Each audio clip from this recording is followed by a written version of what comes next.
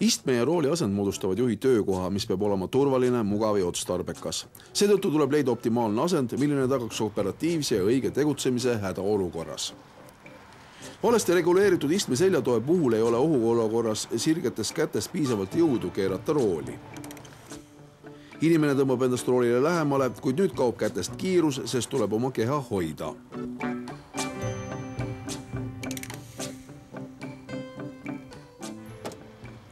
Valesti reguleeritud seljatoe kauguse korral läheb jalg sirgeks ja kokkupõrke korral võivad tekkida tõsised vigastused reie ja vaagnaluu murdude näol.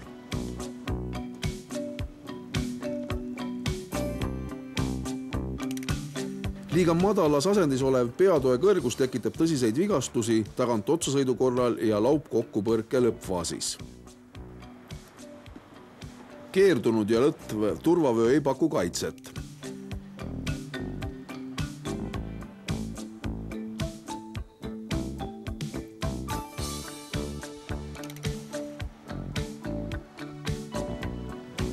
Ohtlik on ka turvavöö vale kõrgus.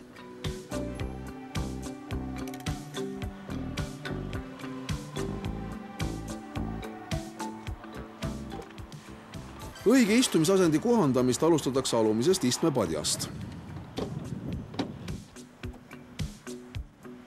Vajutades siduri ja piduripedaali alla peab jalg jääma põlvest kõverdatud. Nüüd töötab põlv amortisaatorina kokkupõrke korral.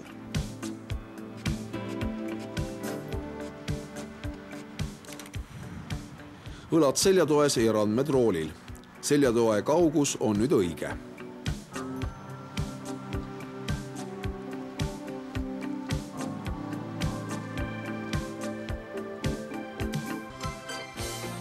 Peatugi olgu pealaega tasa.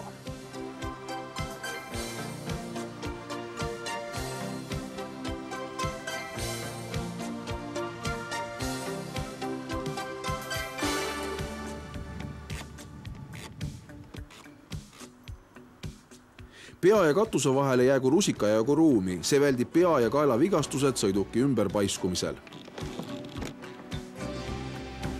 Sea turvavöö, eemalda keerud ja pinguta vöö.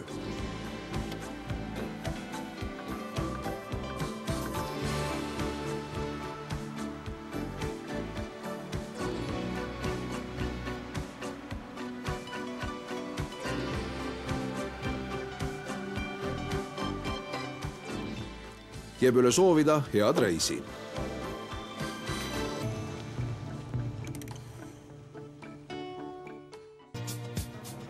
Kahjuks ju arvestab tõsiasja, et ka riietega autosse istudes võib see turvavöö kinnitamisel saatuslikuks saada.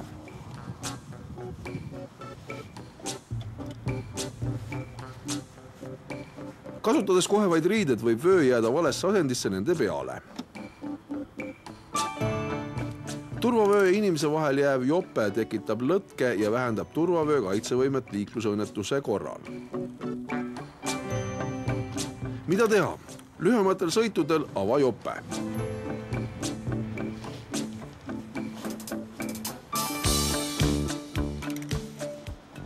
Eemalda õlmad vöö ja keha vahelt.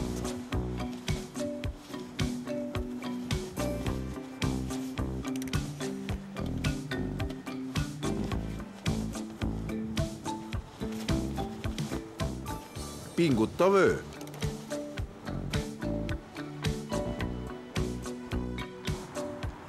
Pikematel sõitudel võta jope seljast, see tagab vajadusel kiirema kätetöö ja mugavama sõidu.